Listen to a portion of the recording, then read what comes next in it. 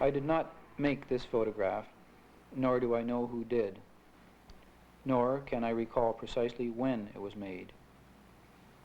It was printed in a newspaper, so I suppose that any patient person with an interest in this sort of thing could satisfy himself entirely as to its origins. The image is slightly indistinct. A stubby, middle-aged man wearing a baseball cap looks back in matter-of-fact dismay or disgruntlement at the camera. It has caught him in the midst of a display of spheres, each about the size of a grapefruit and of some nondescript light color. He holds 4 of them in his cupped hands. The rest seem half submerged in water, or else lying in something like mud. A vague, mottled mass behind the crouching man suggests foliage. I am as puzzled and mildly distressed by the sight of this photograph as its protagonist seems to be with the spheres. They seem absolutely alien, and yet not very forbidding after all. What does it mean? I am uncertain, but perfectly willing to offer a plausible explanation. The man is a Texas fruit grower. His orchards lie near the Gulf of Mexico. The spheres are grapefruit. As they neared maturity, a hurricane flooded the orchard and knocked down the fruit. The man is stunned by his commercial loss and a little resentful of the photographer who intrudes upon his attempt to assess it.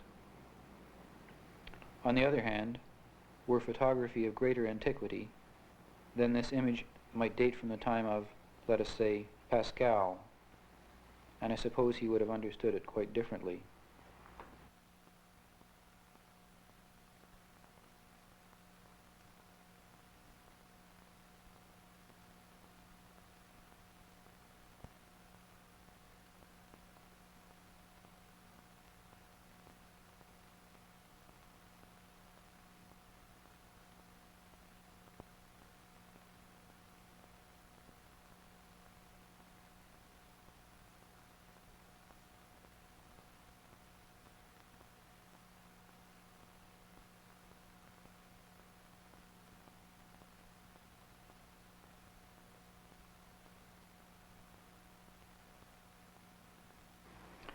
Since 1966, I have made few photographs.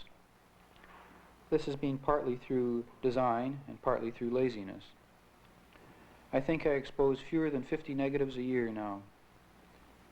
Of course, I work more deliberately than I once did, and that counts for something. But I must confess that I've largely given up still photography. So it is all the more surprising that I felt again, a few weeks ago, a vagrant urge that would have seemed familiar a few years ago.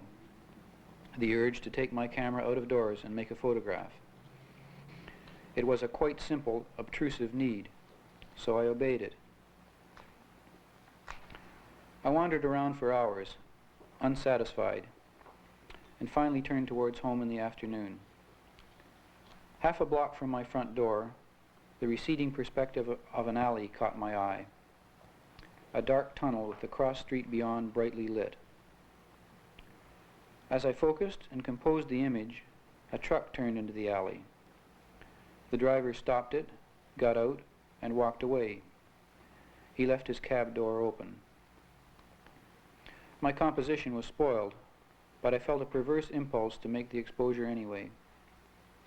I did so, and then went home to develop my single negative. When I came to print the negative, an odd thing struck my eye. Something, standing in the cross street and invisible to me, was reflected in a factory window, and then reflected once more in the rear view mirror attached to the truck door. It was only a tiny detail. Since then, I have enlarged this small section of my negative enormously. The grain of the film all but obliterates the features of the image. It is obscure. By any possible reckoning, it is hopelessly ambiguous. Nevertheless, what I believe I see recorded in that speck of film fills me with such fear, such utter dread and loathing that I think I shall never dare to make another photograph. Here it is. Look at it. Do you see what I see?